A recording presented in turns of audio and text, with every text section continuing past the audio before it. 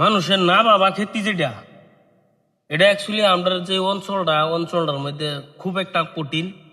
সেই কঠিন অবস্থার মাঝে আমি প্রায় 2 বছর ধরে এই খেতিটার মধ্যে লাগিয়ে রয়েছি। তো এবারে অটোমেটিক করতাম পারছি না, কিন্তু তারপরও কষ্টর মাঝে অল্প কয়টা ফুলি লাগাইছি। তো ফুলি দিছিলাম, ফুলি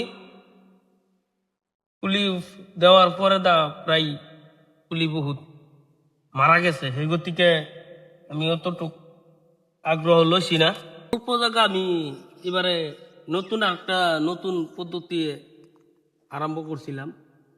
তো আশা করি হে পদ্ধতি আমি প্রায় সাকসেস হয়েছি আপনার দোয়া আশীর্বাদে।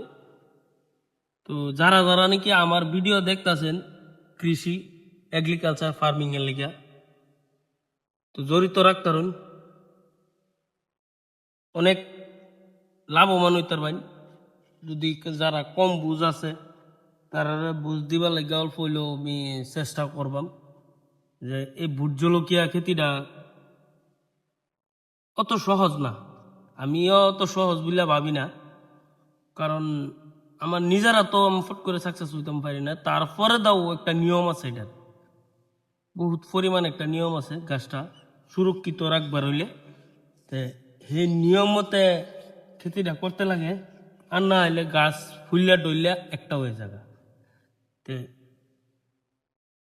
এই সুরক্ষিত রাখবার হইলে আপনারা আমার লগে অল্প স্বল্প যোগাযোগ করবেন। আর আশা করি 100% যোগাযোগ হইব একদিন হইলেও, কারণ কষ্ট করার ফল আল্লাহ দে, আপনারা হইল গিয়া উছিলা। তো ভিডিওটা আমার যত পারুন তো প্রথমতে শেয়ার করবেন।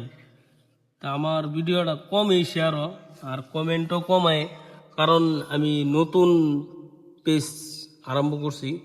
যেহেতু একদিনও পেজের বিষয়ে আমি আলোচনা করছি না, যা আজকাল ভিডিওই দিতেছি। তো